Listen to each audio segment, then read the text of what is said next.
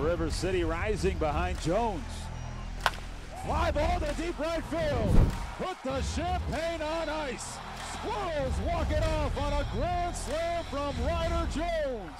Jubilation at the Diamond tonight. Countdown to opening day starts right now.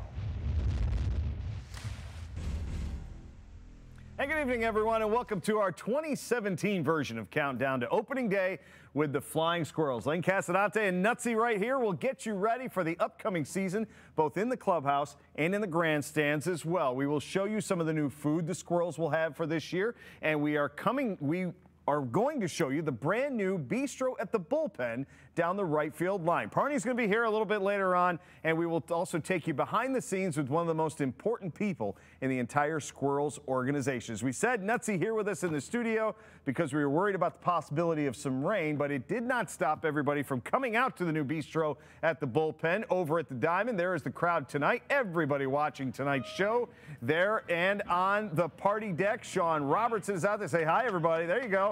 Sean Robertson is out there tonight. We will check in with him in a few minutes. One of the most visible new additions at the Diamond is the new manager of the Squirrels. He has already set a club record before he ever set foot at the Diamond. He's Kyle Haynes, and he's already turning heads inside the Giants organization.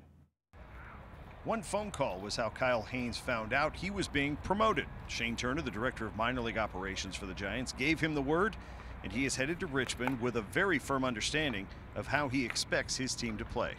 Or find many ways to score, not be a one-dimensional team. Guys that are capable of being great at multiple things. But ultimately, the minor league's about development, so hopefully we can find a way to maximize talent. That way, they're ready for San Francisco and to help the Giants win the World Series. At just 34, Haynes is the youngest manager in Squirrels history, but do not mistake his youth for inexperience. He is not far removed from winning an Eastern League title himself as a player and remembers very well what it took to achieve. Every day you walked in the locker room with a smile on your face, laughing, and then when game time came around, it was a very competitive atmosphere, rooting for each other, ready to put it on the other team. We took pride in putting teams away early.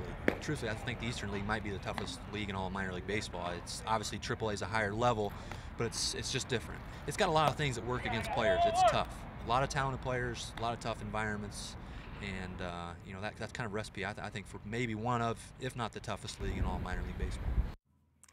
And Haynes has already made a very good impression on some of the tenured staff within the Giants organization, and we'll likely notice an improvement between the lines immediately this season. That's why the players are here, to improve and eventually support the Major League club in San Francisco. This level is considered the make or break level for the careers of most minor leaguers.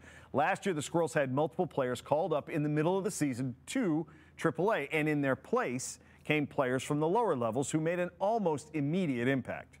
Flying Squirrels players and fans alike hear constantly about how the jump from single A to double A is the hardest in baseball. Chris Shaw, C.J. Hinojosa, and Steven Duger all did it in the middle of last season, and at times made it look easy, even though it was anything but. You just try to go in and make certain adjustments. I mean, obviously, there's some better pitching up there. All three of us, Shaw, C.J., and I mean, thought we handled it relatively well. The pitching was really good. The speed of the game kind of speeds up a little bit too as you go up. But I mean, everybody's going to go through a slump. Just how long you let that happen. You may not think that three players can make that much of a difference, but consider this: before those three were called up last year, the Squirrels were 21 games under 500, and they played 4 games over 500 for the rest of the season. I think we needed something to boost the morale on the team a little bit. We were struggling at that point.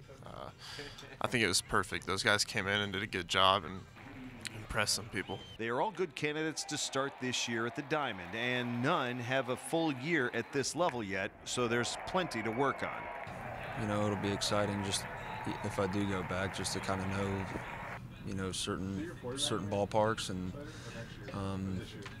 certain teams we play against. I don't run well, but I mean, if you hit the ball in the gap, you don't really have to, right?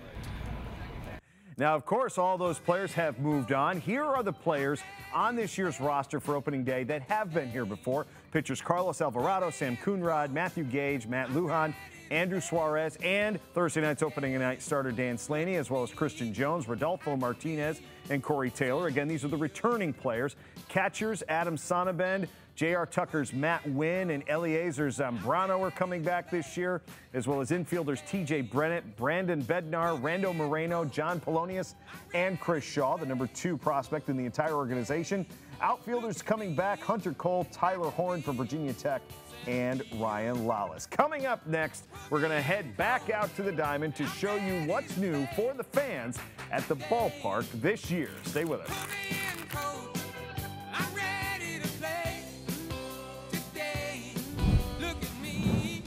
In 2010, when I was in Richmond, I broke my hand during batting practice. I actually played second base there. And I really enjoyed my time there in Richmond.